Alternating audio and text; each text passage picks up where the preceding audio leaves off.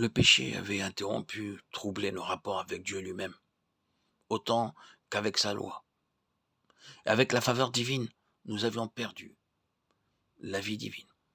Christ est venu non seulement affranchir l'homme de la loi et de la malédiction de la loi, mais ramener la nature humaine à Dieu, rétablir sa communauté avec lui et nous faire participer de la nature divine. 2 Pierre 1,4. Ceci ne devait pas se faire par une contrainte divine imposée à l'homme, mais devait être le résultat d'un développement très réellement humain, tout à fait libre et individuel. Pour cela, Christ, devenu lui-même chair, devait sanctifier la chair en sa propre personne et l'amener à devenir volontairement l'habitation de l'Esprit de Dieu. Après avoir fait cela, et conformément à la règle qui veut que les formes les plus intimes de la vie ne puissent s'élever à un degré supérieur qu'en passant par la mort, il devait lui-même passer par la mort, soit pour subir la malédiction du péché, soit pour être le grain de froment qui, s'il meurt, porte beaucoup de fruits. Jean 12, 24. À présent, sa nature glorifiée lors de sa résurrection et de son ascension nous envoie son esprit, l'esprit de sa vie humaine, glorifié par son union avec Dieu, et par là, il nous rend participants de tout ce qu'il avait individuellement acquis, c'est-à-dire de lui-même et de sa vie glorifiée. L'expiation confère à l'homme le droit d'être rempli de l'Esprit de Dieu.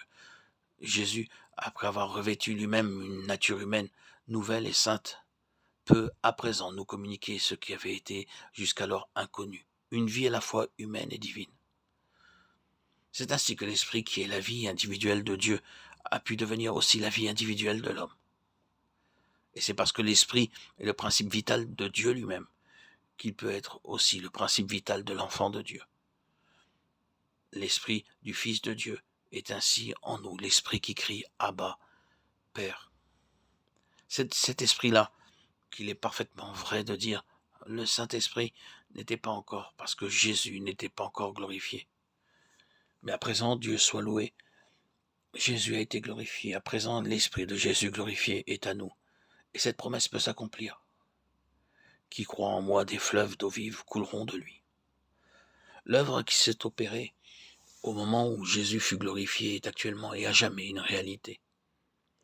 Quand Jésus est entré dans le lieu très saint avec notre nature humaine, il a été, comme le dit Pierre, élevé par la droite de Dieu, et il a reçu du Père le Saint-Esprit qui avait été promis. Acte 2, 33. C'est pour nous représenter qu'il a été admis comme homme, comme la tête de l'humanité dans la gloire de Dieu. C'est alors que sa nature humaine devint le réceptacle aussi bien que le dispensateur de l'Esprit divin. Depuis ce moment, le Saint-Esprit a pu descendre jusqu'à nous comme l'Esprit de Dieu.